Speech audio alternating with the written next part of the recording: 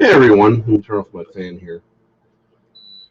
I got the mic set up just in time to not have my fan off.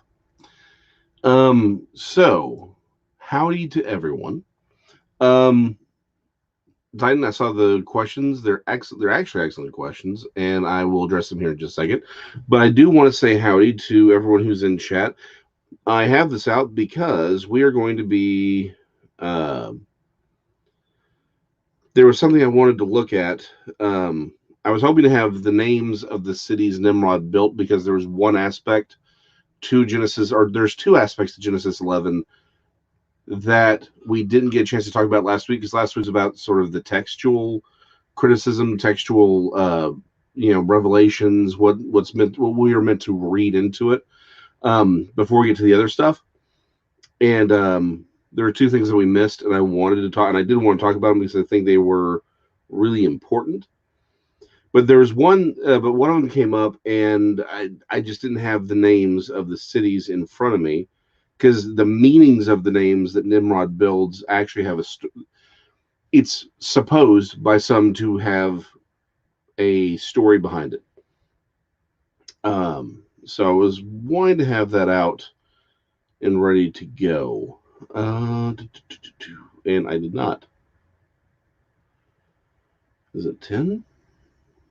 It is 10. I'm an idiot. Anyway, things got busy. You know how it is. Even though we're now officially into July, we're super busy right now because it's still kind of the end of the month. So you know how it goes, life and all. Here it is. All right, this is where I want to start. There we are. Okay, so we'll talk about that here in a second. I hope it keeps my point. So let's say howdy to everyone in the chat first. We got Titan, Cheese Freak, Ginger Snap, Susan Robertson, the Bat Mom, not just any Bat Mom, the Bat Mom.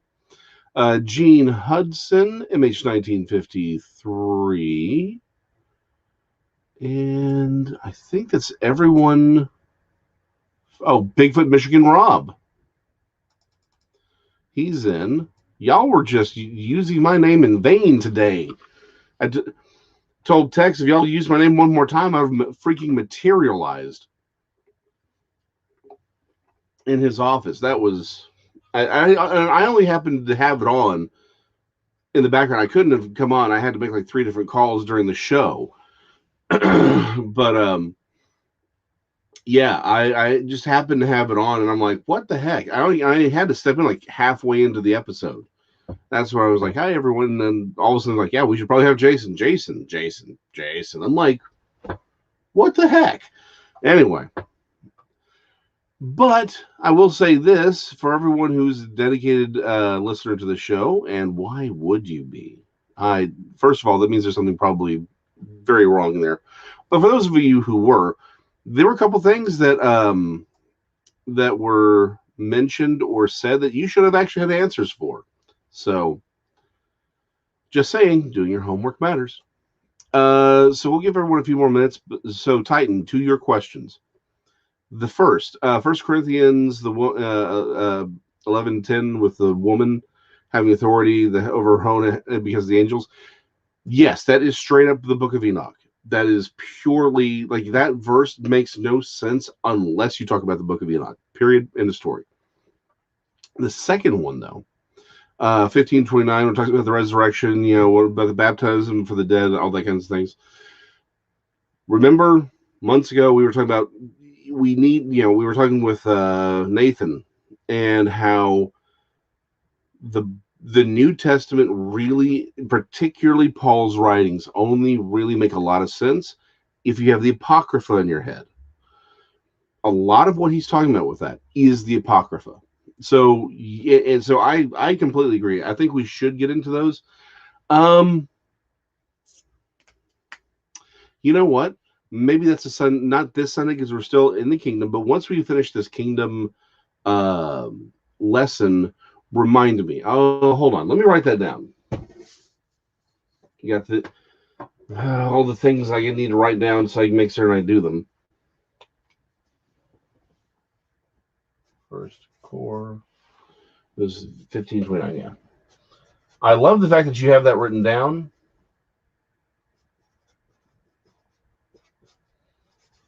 So I can write it down, because I always forget where everything is. Okay. So, it will be addressed.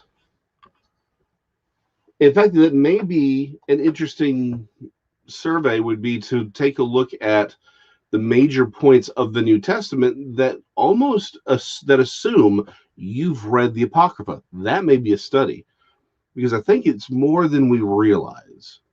So, but yes, those are so. But again, going back to the first one, that is straight up the Book of Enoch, and it is about the Nephilim. Like, people say, well, we don't really know if that's what he was saying. It's like, yes, it was. Like, straight up, that's what he's talking about. So yeah, he absolutely had the Book of Enoch in his head when he wrote that line. Absolutely. So let's catch up.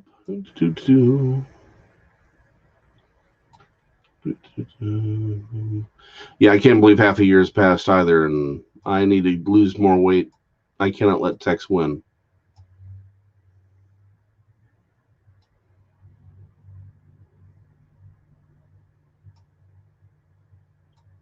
So, okay, so Titan, this question right here.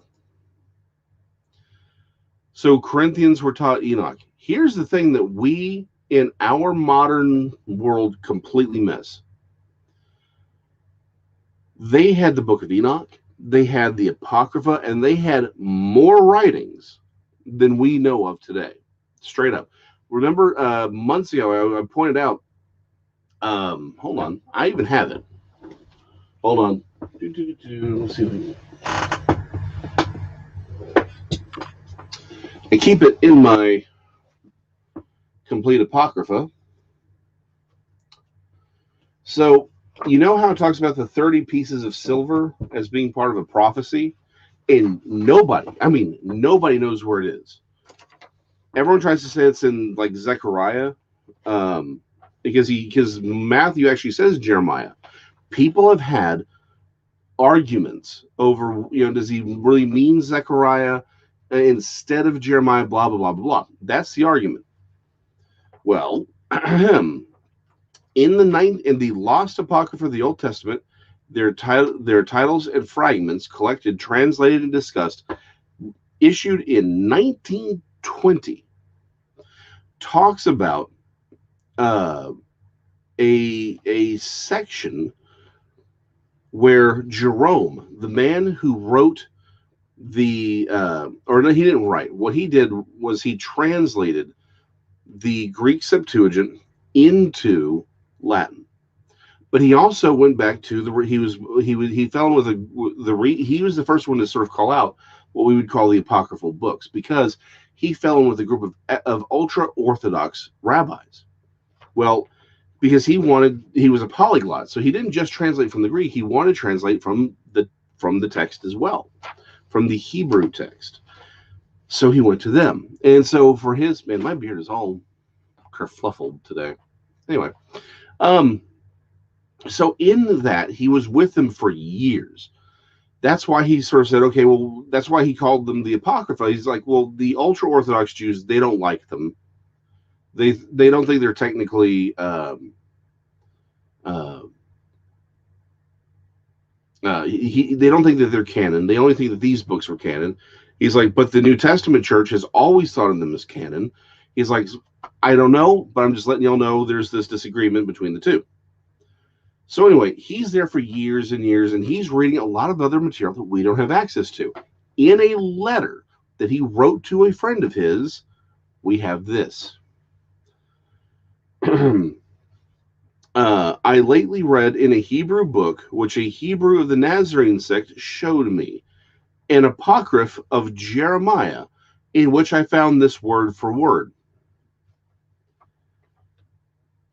A prophecy of Jeremiah, and Jeremiah spake this unto Pashur, but ye all your days fight against the truth, with your fathers and your sons that shall come after you, and they shall commit a sin more damnable than you. They shall sell him who hath no price, and shall hurt him who will heal pain, and shall condemn him who will forgive sin, and shall take 30 pieces of silver, the price of him that was valued, whom the children of Israel shall sell, and shall give the money for into the potter's field, as the Lord commanded me, so I speak. And therefore shall come and therefore shall there come upon them judgment and destruction forever, and upon their sons after them, because in their judgment they have shed innocent blood. That's what Matthew was quoting. There are all kinds of books, all kinds of writings, right, that we just don't have access to. And moreover, as we see, that the entire reason we get into the text as deeply as we do and try to get into the surrounding cultures, right, is to understand what they were reading. Because remember, a lot of this stuff we have to take their entire context into our heads to understand that sometimes what is said is being said as an entendre, like a double entendre kind of a thing. They're trying to say something, right? Yeah, we still call it the Potter's Field. So it's like we're trying to understand what it is they were saying in that, in that time. And it's like if someone were to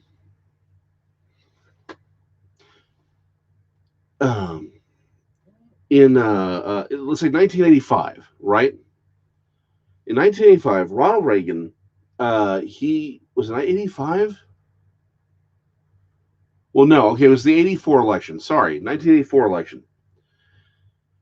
So 1983 into 84, he ran. Ronald Reagan ran an ad of this big, burly grizzly bear, right?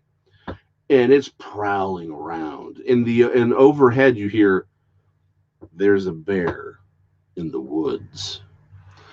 And of course, it talks about Ronald Reagan's policies and how he wants for a strong defense, and on and on and on.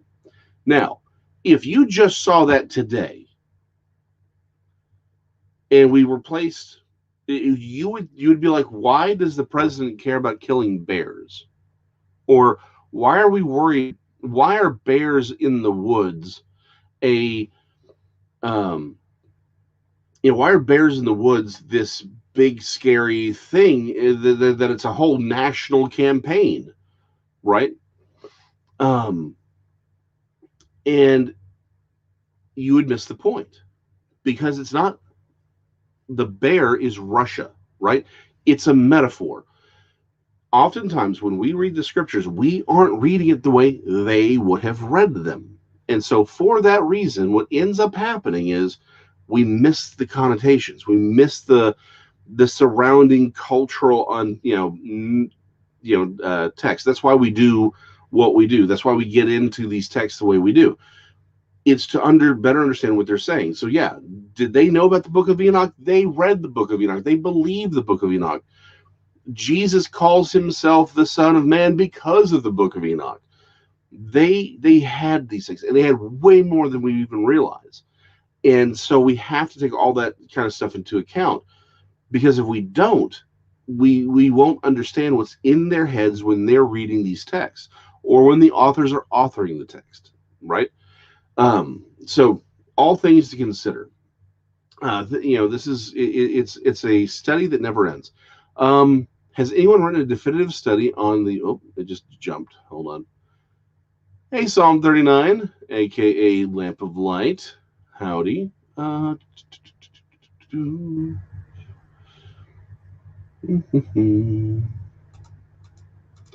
Titan, has there anyone written a definitive study of the times the disciples used the apocrypha? It's when you ask a question like that about, is there something definitive about all the times the disciples used the apocrypha? I would like to think that someone out there has done this. I just don't know of any.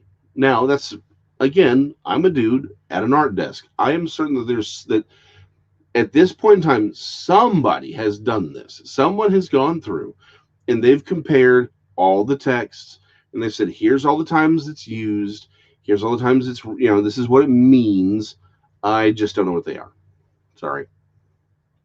but I will look into it because that's a great question. I mean, what my father always said: why reinvent the wheel, right? Okay, that's pretty much everyone. Okay, so great, and nice little thing there. 15 minutes, interesting things were learned, and you know what? It's freaking hot. I'm gonna turn my fan back on. Sorry if it sounds a little windy. See if I can turn it just a hair so it's not directly on the mic. But yeah, it gets hot in my little office here. Okay, what? Tom Paul Cajun and Nathan. Nathan. So Nathan H83. Well, that's part of the question, right? Paul references the Apocrypha a lot, and again, the problem is they're not always direct quotes. Although Jesus actually does directly quote from the Apocrypha several times, but it's more about it's like the understanding or reading the Apocrypha and understanding the Apocrypha was important because it forms the foundation upon which the rest of the conversations was had. Although, I don't know, Nathan might have gone through a little bit. He may know something. Perhaps we'll need to have him back on. We should probably have Nathan back on for that one. But his ears were burning today. Tom Paul. So yeah, I think that'll be once we're done with the study of the kingdom, we'll do that. In fact, I'll hit up Nathan later. Maybe we could do something because I think that's an interesting question that you have asked, Titan, and you've opened, I think, an interesting can of worms that this channel and perhaps Nathan's channel as well would do well to explore. I think we're the right kind of crazy for that kind of thing. I do have one bit. Okay, so update on Dr. Bob. Dr. Bob is doing well. Actually, he's improving. He still has a long road ahead of him. Yes, Nathan, Hebrews 11:35 is a huge one. But Dr. Bob is doing great. He's recovering. Again, he's on a lot of medication. We're still a couple weeks out from having his heart shocked back into rhythm. So he's got a long ways to go. So let's keep him in prayers. I just talked to Alan yesterday. He is in Malindi, I think is the name of the city. They flew him there. He's going to be doing the sort of crusade over the weekend. But the thing is, they couldn't afford to fly him home. Anyway, since we kind of wanted him out of Malindi faster, than taking the road, which was even more dangerous, he's going to need to use some of the money that we've already sent him to fly him back. So I am going to try and send him some money tomorrow. It won't be there in time. Hey, Mary H. It won't be there in time for him to use it, but he'll just use the money we've already sent him, and then we'll sort of recoup that cost. So now, if everyone who watches even in replay gives $5, just PayPal me that $5. We can get him completely paid back for that trip, so he doesn't have to spend money that we've already sent him that's designated towards helping the people in around the church and paying for the church and those kinds of things. So yeah, you got a channel. By the way, guys, Nathan H83, that is the Nathan I was referring to earlier when we were talking about the Apocrypha. Go sub to his channel.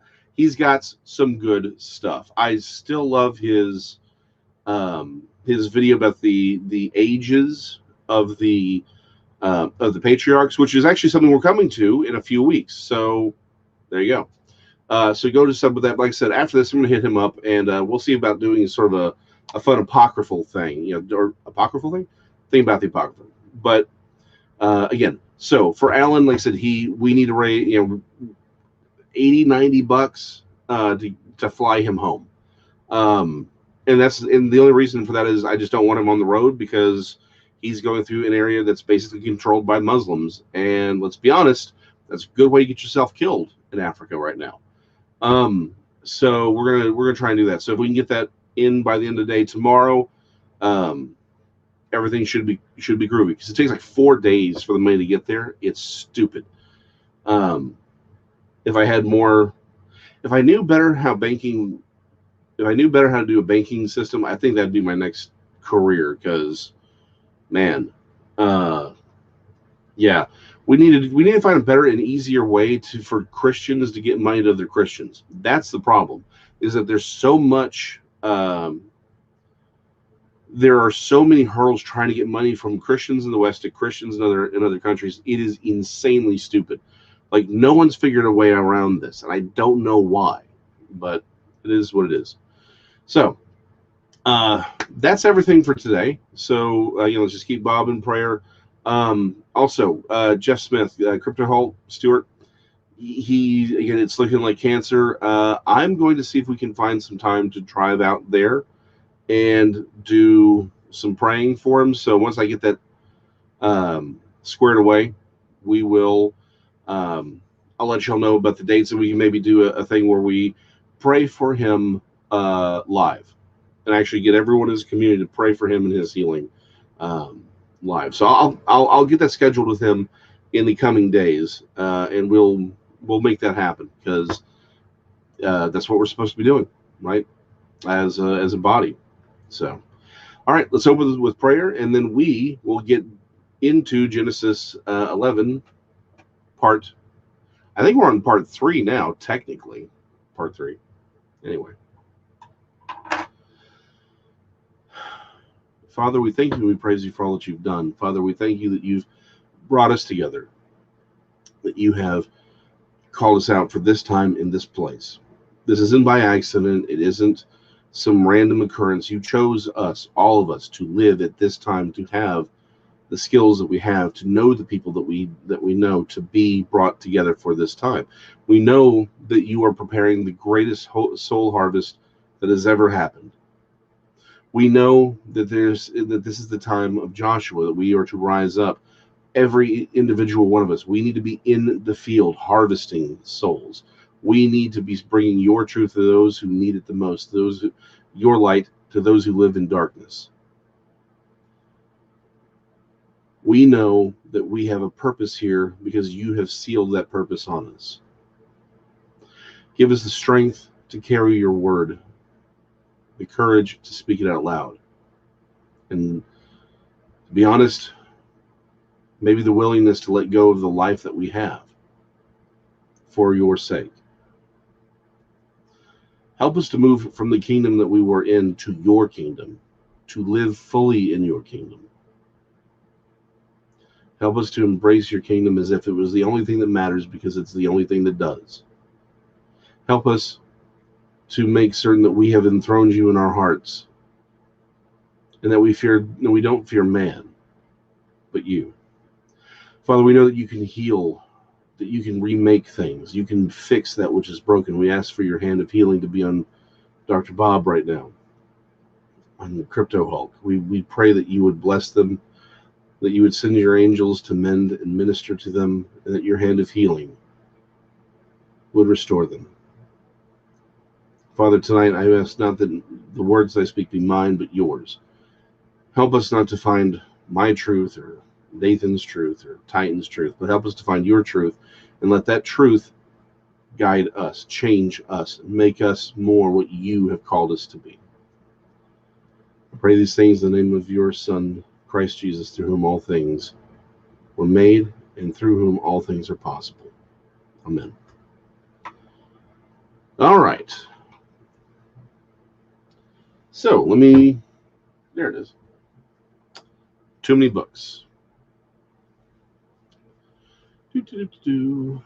So, recap for Genesis 11. So this is what we've talked about so far. It's obviously Tower of Babel, and the fact that after the Tower of Babel even happens, right, it goes back into the generations of Shem, from whom we get Abraham, right? And what was the text trying to tell us this, right? Oh, Mr. D-Knuckle, been a while, man. Make sure I didn't miss anyone. Mr. D. Knuckles there. All right, good.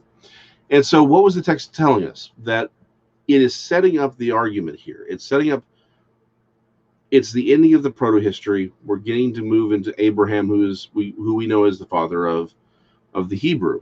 Eber, though, is sort of where we get the word Hebrew from, which is why it was sort of important earlier.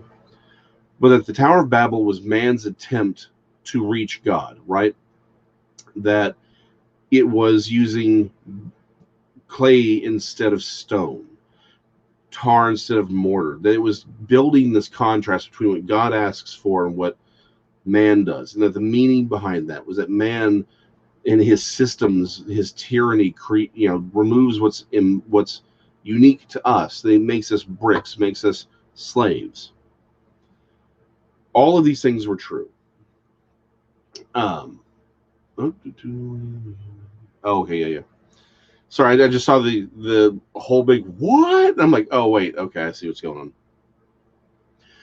But two of the things I didn't get a chance to talk about, largely because I forgot about them, because that's how there's just too much in the head. Sometimes you forget and you run out of time. The first one is, that's why I was pulling up my little phone here. There's a message. At least let me rephrase this. Some believe that there's a message within the names of the cities listed that Nimrod builds, right? Because truth be told, he probably built more cities than that. But there was that's okay. There it is. But there was a message within the names of the cities of Nimrod's empire, and I was hoping that they would have them. Okay, I want to see what. Never mind. So, long story short, we know that Babel was sort of a messing with the word Babel, or gate of the gods. And Babel means confusion or mixture, right? And what's interesting is Babylon, right? Because again, we have to remember Babylon is one of those things it's very much set into the mindset of the Old Testament. Babylon is the epitome of all that is bad. It's the thing that's used as like Babylon, right? Like when you're in the South, or particularly Texas, it's Yankee, right? It's the same kind of idea, but it's juxtaposing Babylon with New Jerusalem. Ultimately, is what we're supposed to do. So, but the word Babel, right, means confusion or mixture. Well, why would those two words mean the same thing? Babylon. They were trying to remember. The idea was that the Israelites were that Satan was trying to destroy the Israelites by mixing them with the world. That's what Babylon is. It's bringing them in and mixing them. So that's why confusion and mixture is sort of the same idea in this word. So the first city that Nimrod builds is confusion. That's what it means. The second one, the word means to elongate or to lengthen. And then, long story short, I think it's Kalna, basically means the city of Anu, which is sort of like the main god. And then by the time we're done, the last city, which is Raymond, basically means like a bridle, right? And a lot of scholars have said that these names, the meaning of the names, which everyone would have understood in the original language, would have formed a message like Nimrod, his empire is chaos, it's confusion, it's mixing. Well, what are they mixing? It is prolonging this mixture of, like Anu, these false gods. Because from Anu in the Sumerian religion is where all the other gods come from. And that it's this false idol worship is a bridle that is used to control people, right? So that is a theory that a lot of scholars have put out there. I don't disagree with it, but I'm also not going to die on that hill. I think that there are aspects of, sometimes things are there because we want them to be there. So But when it's the Bible, I tend to think that's there for a reason. So I don't discount this theory at all. I think. Oh, bye, Tom. So I'm definitely not saying that it's not a thing, and I'm not even saying that I discount it at all. I think it's probably real, but at the same time, maybe, right? It just feels a little even lower than, or sort of, I don't know. It doesn't feel like it's called out enough for it to be a thing, but I understand the argument, and I don't disagree with the argument at all. That's probably the way. It's like, I'm not an advocate, but I ain't detracted from it either. Sometimes just things are what they are. But the second thing I wanted to talk about, and it's really important, and it's something we miss, and we miss all the time.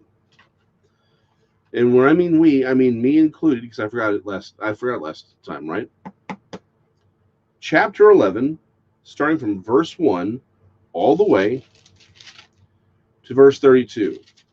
How many times does the name Nimrod show up? This is the story, right? This is the story of the Tower of Babel that Nimrod builds, right? Anybody know how often the name Nimrod shows up in chapter 11? I'll give everyone a few moments to type in their answers.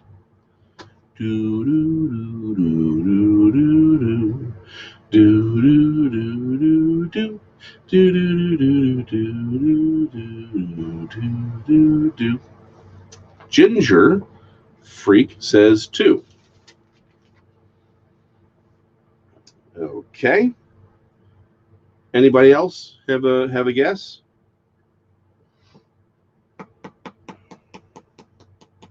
You never heard of him in the Bible. First of all, you did, because we mentioned him in the previous chapter. So you have heard of him. Darn it, Gene. Since we know he doesn't pop up after verse 10, let me read the first 10 verses. Thank you, Nathan. Nathan got it. Titan got it too.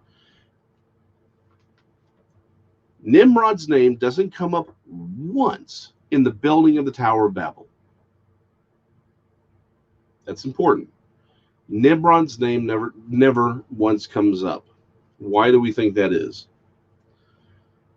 I think it comes from right here where it says, in verse 3. And they said to one another, come, let us make bricks and burn them thoroughly.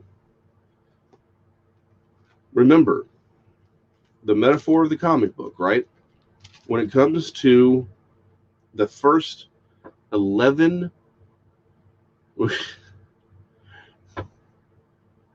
yeah, I'm just seeing the comments. Remember, small stories, big stories. Small stories, big stories. And the small stories build up to the big story.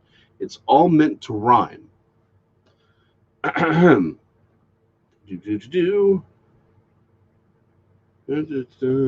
just forgot it. Where'd it go? Sorry, it's not my usual Bible, so I can never find where it is. Where'd it go?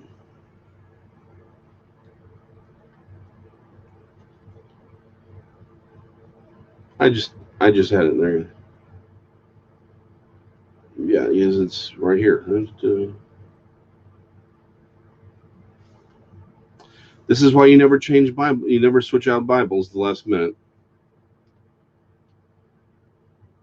Here it is. Chapter 1, verse 26. Then God said, let us make man in our image. Let's repeat that. Genesis 11, verse 3. And they said to one another, come, let us make bricks and burn them thoroughly. It's the same language, right? Yes, Nimrod's name is an insult. It's a rhyming scheme. They are the author, Moses, is telling you, see what's happening here. See this connection. He could have said, and Nimrod built the tower he could have done that, but he doesn't put the onus of building this tower on Nimrod. But we know he did, right? We know he built it. In chapter 10, it says the guy who builds the city was Nimrod. That's his Babel is Nimrod's, the beginning of his empire. And he builds others. So we know that Nimrod's involved. He's the first tyrant. We are told this explicitly in the previous chapter. We are meant to think that Nimrod, and everyone agrees, Nimrod is this, right? Like the Tower of Babel is all about Nimrod. So why is he not named? Because there's a bigger message.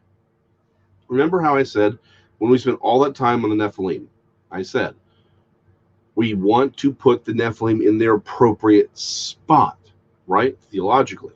Because the problem is the American church gets rid of the Nephilim and all of that together. But unfortunately, too many of us who kind of deal with the fringe stuff, right? We deal with this other weird stuff. I think we put too much onus on them. I want to put them right where they belong, right? I want them to fill their role in our theology. But I don't want to make too much of them, and I don't want to make too little of them. Same thing with Nimrod. I think, like he said, we're going to talk about the esoteric aspects of Babel. Trust me, we've got plenty of time to talk about it. But I think this is important. Why is Nimrod's name not mentioned? Because of who it moves the onus onto, right? If it was just Nimrod building this building, then it says, okay, we're fine, but there are these evil tyrants who make us do bad things. By saying, let us, what's being said there? It's humanity saying it. And humanity is repeating the words God used in the previous, in chapter 1. Why? Because of where our hearts are. We think we're gods. And it's not Nimrod who thinks he's a god, though he does. We think we're gods. The entire point of chapter 11, these first 9 verses, before we get into what's going to redeem humanity, these 9 verses is almost is basically an entire summation of our problem. It's about us as humans. Say we want to make a name for ourselves, not God. We want to build a tower to God himself. We don't want to be called up to him when he says to. Because think about it. Later on in the book, we get think about how often in the next two books do people go up to God on mountains. They're called, right? God calls Abraham onto the mountain. God calls Moses onto the mountain, right? That's what happens. God calls them up. We were like, no, we're going to go up to God. We're going to make this happen. We're going to build this tower, this false mountain. It's going to be on our terms, where I say it is, when I say it is. We're going to perform our actions on this. And it's not Nimrod's fault, though, yeah, probably he's the one who organized it. It's the heart of every man. It's the heart of every man and woman. Y'all aren't getting out of this. That's what this is about. This is our sin. We want to be gods. We always think we're gods.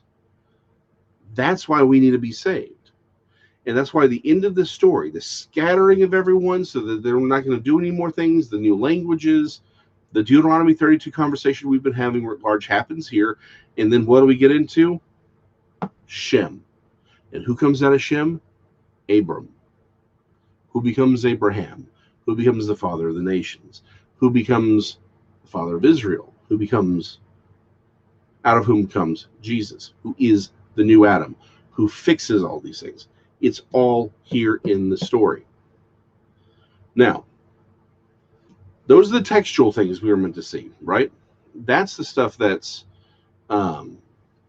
sort of in the text. It's some of it's obvious, some of it's not.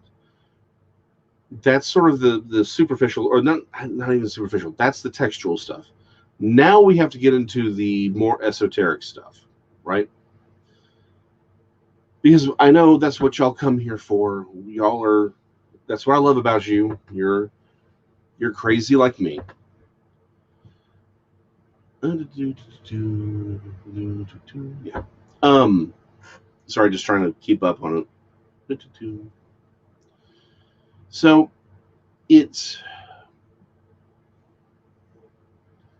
when we come to Nimrod, this does go back to the Nephilim. I said that we would talk about this. I want to, if I thought about this even for 30 seconds more, I would have realized I need to have the image pulled up, and I didn't.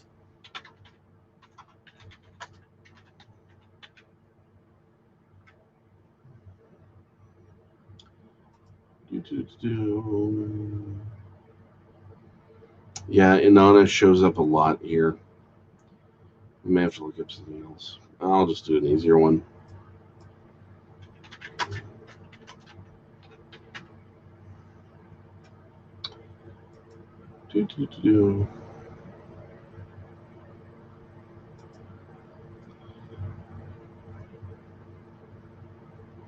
All right, and I'll share my screen here. So y'all should absolutely recognize this as soon as I pull it up.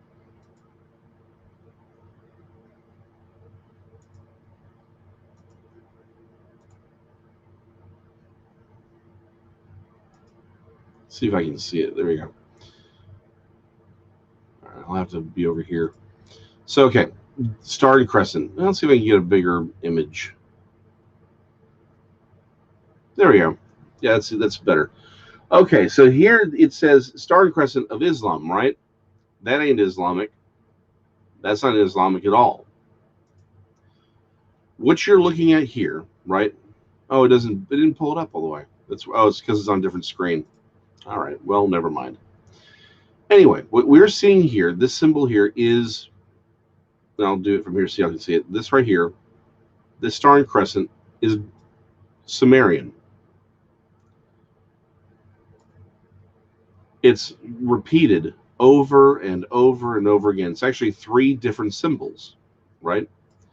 It's the sun, it's the sun disk, the crescent moon, and the 8-pointed star, which is Venus. Straight up, that's what it is. We all know what it is.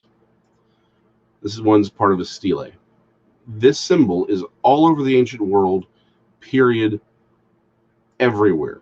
Everyone has it. And yes, the Islamic version, actually, so this is the Islamic version. This is the right here. That's the Byzantine versions, or the Roman version. So I will stop sharing that. That image, that star and crescent within the solar symbol, that is Nimrod's symbol. When you see it, don't think Islam, because they're a late adopter. Don't think about Byzantium, who had it before them. Don't think about the Persians. Don't think about the Babylonians. Don't think about the Hindus. Don't even think about the Egyptian version, which was in the Apis Bowl, right? All those versions are derived from Nimrod. Nimrod is the one who creates that symbol. That was his symbol to rule as God. That's what it meant. It was the divine right to rule. It was him as a God ruling over humanity. That's what that symbol means. That's why that symbol was adopted by every culture in the area. And by the way, still shows up. Again, y'all been with me long enough. You know how often I can pull this up. It is the same symbol. 8-pointed star, crescent moon, same thing. Every empire, even the Nazi swastika, is a derivative of that symbol. You can know that is the symbol of that tells you who they're under. It is the symbol of Nimrod, which is the symbol of the Antichrist. That's why that symbol shows up in every anti-Jewish culture. Just look throughout history. Every time someone tried to wipe out the Jews, that's their symbol, in one way or another. To the Germans, it's a little less obvious. You have to know how it goes with it, right? you have to know how it evolved, but it's right there. Even the white circle red field is a derivative of that. It's all there. Why? Because what Nimrod was, whether he made, because again, I've always said this, I don't know which one of these answers is true, but one of them is absolutely true.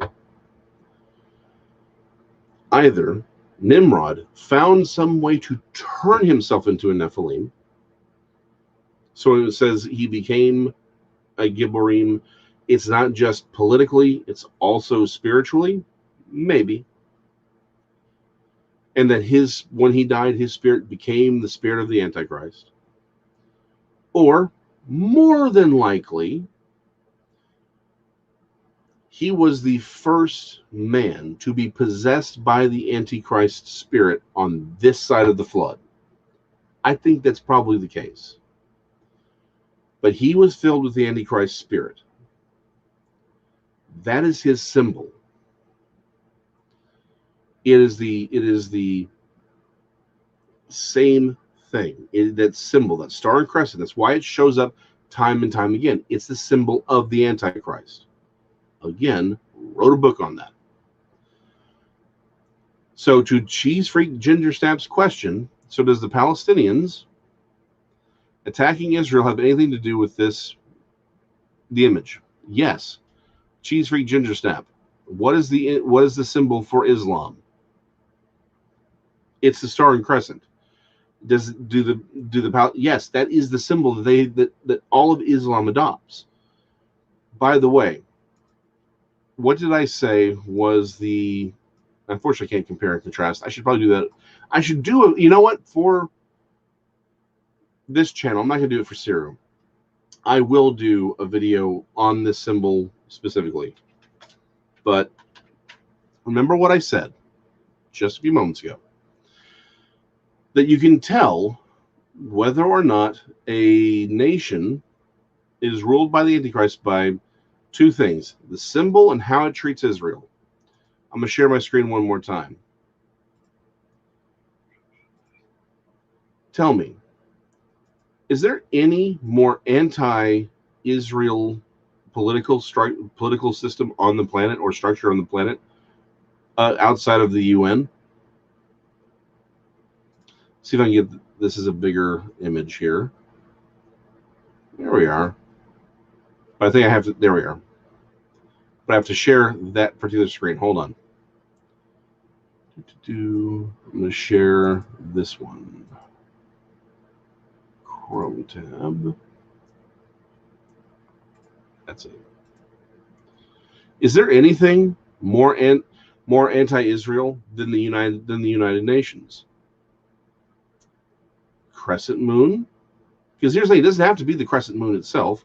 For Egypt, it was the horns of a bull, right? It's the crescent shape that matters. That's all that matters. And by the way, what's in the middle of this? It's the 8-pointed star. If you don't trust me, let me count it for you. 1, 2, 3, 4, 5, 6, 7, and 8. 8-pointed star within a circle. Crescent moon shape below. And the UN hates Israel. We all know this. Titan, don't start on me. So that's it. It's the symbol of Nimrod. The Nimrod is the symbol of the Antichrist. And I keep taking them down just in time to realize I need them again. Okay, one last time. Because there is one last thing to mention here. And this is going to, now all of next week, I promise, all of next week is going to be dedicated to what I'm about to tell you. All right? Let me pull up that one more time.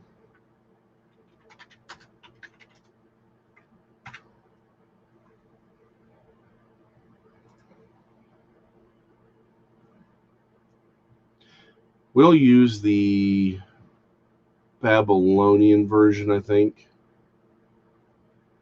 It's the thing we can just get not the Babylonian version, but the Byzantine version, just because we can get a larger image of it, I think. See if I can pull it up. You get a nice big image of it. All right.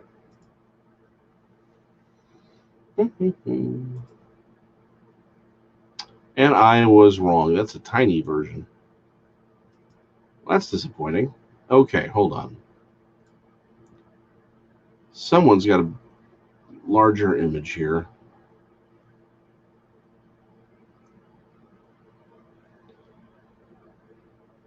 You know what? You're all smart people. There we go. We'll use this one. Hopefully you can see it.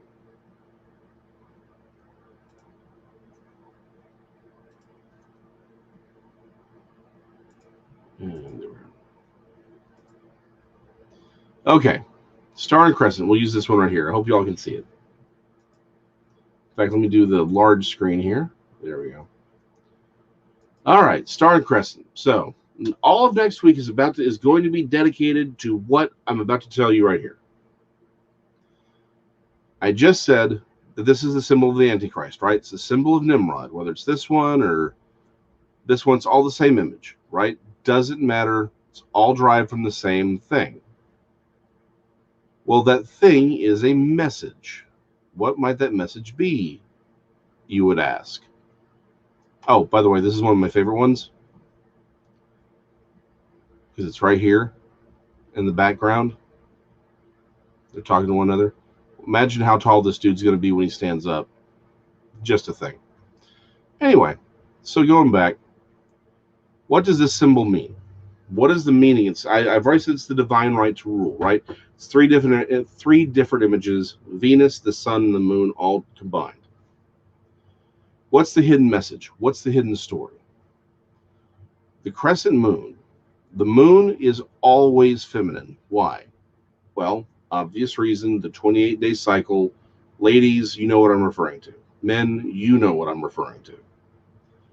Well, ancient man knew this.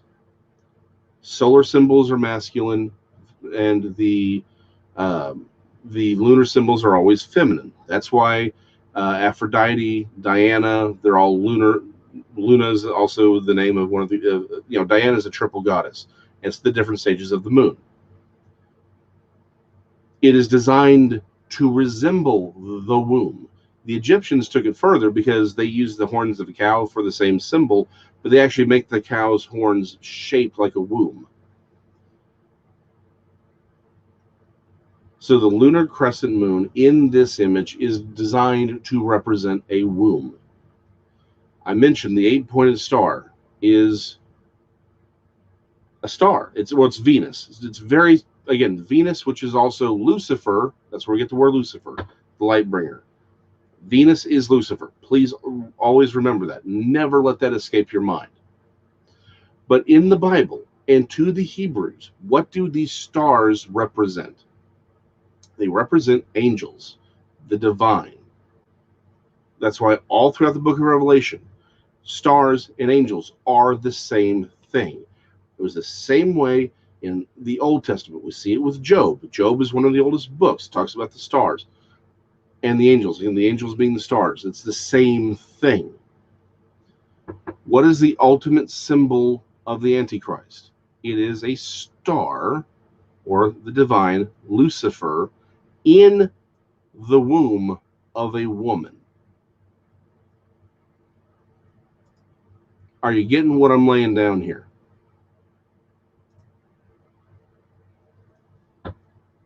It is the Nephilim. It's the symbol of the Antichrist, but very specifically, it's a prophecy of the Antichrist, the Nephilim. It is the divine within the womb. That's what this is all about. That's what Nimrod was about. That's what the Tower of Babel was about. And that's what we're going to talk about next week, because there's so much left to talk about in this. Because again, I don't want to undercut the Nephilim, but I don't want to overstate them, but I also don't want to undercut them. We need to put them right where they are and understand what is being told to us by the story.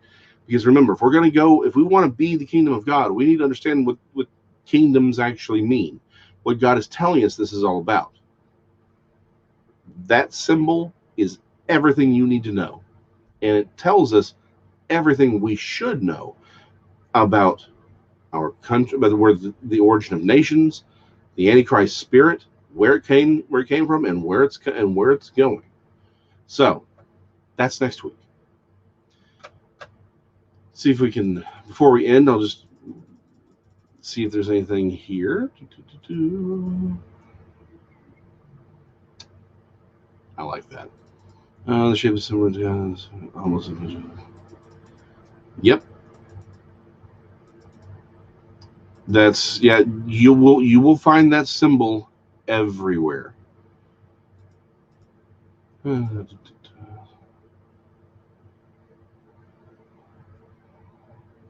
Psalm 1930 or Psalm 39. You will find many cities are, or at least they have power within them. That's what I'll say.